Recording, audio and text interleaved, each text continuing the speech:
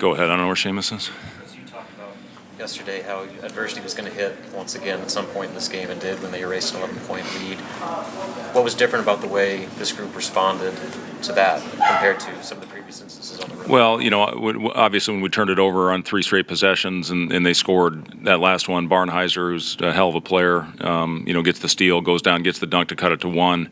And then we continued to struggle putting it in the basket, but I thought we guarded them. And that was the key, is we were able to get stops and stay in it and keep a lead. And then that last play, coming out of the timeout, Casey made a great read on the back screen, slipped out of it and hit a huge 3 to make it 2 possessions. And then we knocked some free throws down the stretch and continued to get stops.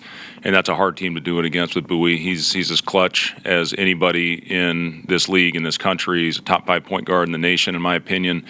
And I thought our guys did a heck of a job, pretty much start to finish. And, Bryce did a great job. Sam had a lot of possessions on him. Jamarcus had a lot of opportunities. CJ switched off on him, had a great stop on a possession. And, I give Josiah a lot of credit for stepping into the starting lineup and, really setting the tone in the paint. And, Northwestern switches a lot of screens. They really pressure. They make it difficult on you. We assisted, I think, 12 of our 16 first-half baskets.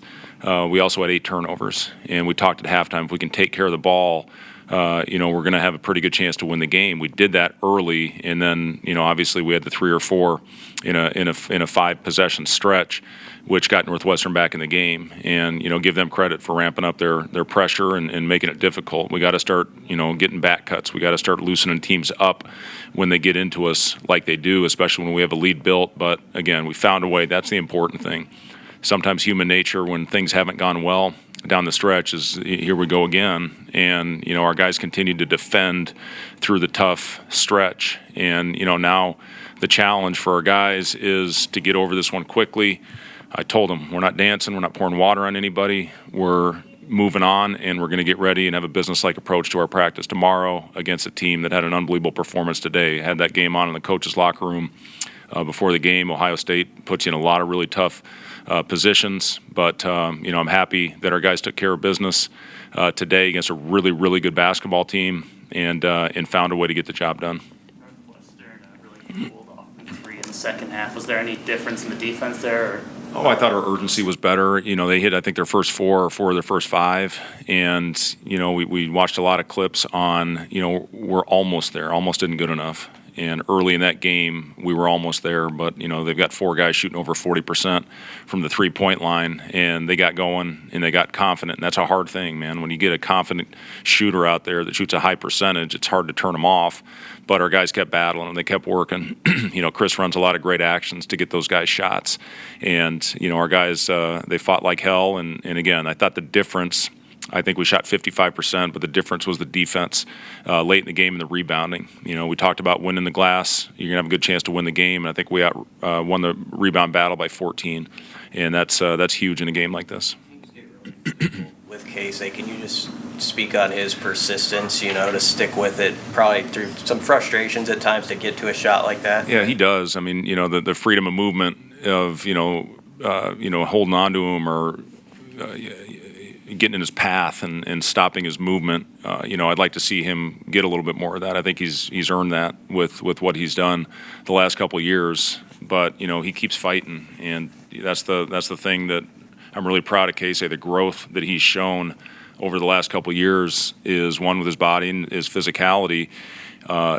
People are so keyed in on him during the game, and he just keeps going and keeps fighting and, finally got loose there on that last possession to hit the 3, again, to give us that two-possession lead. And, I'm really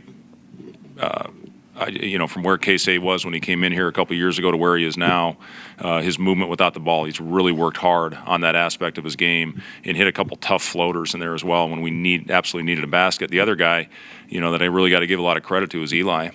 We were struggling to score, and he just put his head down and got himself to the free throw line and knocked down all 4 of his free throws. So, those are huge, huge points for us, and for a freshman to go in there when we desperately needed the ball to go in the basket, for a freshman to do that is a great sign. Coach, what does it say about Josiah, the fact that he was able to step up in the way that he did in Juwan's absence? Yeah, it's who he is. He's playing with a lot more confidence. He went through a little stretch. I thought he struggled a little bit with his confidence, and you can see it in his free throw shooting. He's taking his time more. His rhythm is better.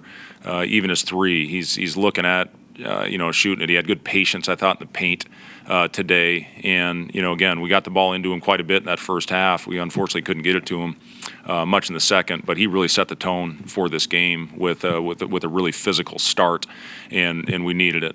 And with Juwan out, you could probably say he's heart and soul of this team with all the little things that he does.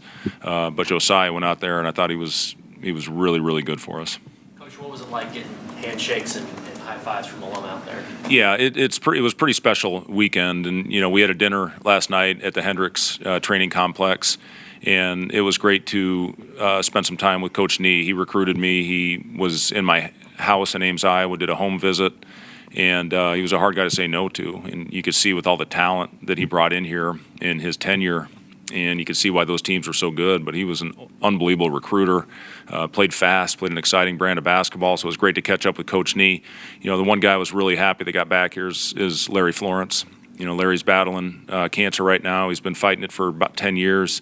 And, to be able to get him back to spend some really quality time with his teammates and people that he's got really good relationships with, I think was great for him. And it was great to see him, and we're certainly wishing him all the best. And, our prayers are with him as he continues to fight his battle. But, it was great to spend some time with him. He came to practice yesterday and was able to spend quite a bit of time with him. And he's a really, really good person. And it was great for him to get back here, like I said, to spend some really good time with some old friends. Ring played the most minutes of anybody. Looks like he's kind of battling. We're back to the knee sleeve thing. Is he battling that knee still? He's doing fine. We're limiting his reps in practice just with everything that he went through. He wants to practice out there full time, but we just, we need him in the games. And, he talks about being a rhythm guy and needing reps. So we're giving him a few more probably than he should be right now because we need him out there. And he's, playmaker, pressure release, a guy that can knock down shots. And, I thought he made some nice plays for us out there. I thought he missed a couple opportunities as well. And, maybe that's because he's limited in his practice reps, but he's played so much basketball and has so much experience, and I thought he played really well on both ends. Blaze was active and able to play. Is that progressing the way you would hope? Is he close to becoming a factor in the rotation? Here's the thing on Blaze. I told our trainer after the game, I don't need him to run up and down the floor, but if we come into a scenario like we had the other night where we have an injury and a guy foul out, I need him to get a rebound. I don't need him to run down the floor, so that's why we had him available today. But I don't get your hopes up as far as coming out and playing 10 minutes right now. He's progressing well, and we're going to get him in some up and down live action in the next couple weeks. I know I've been saying that a lot, but he's close. His loads are higher, but we just worst case scenario, if something happens, he's an emergency only role right now. But he's working hard, and hope to get him back on the court soon. You're good. Yep. Good? Okay, thanks.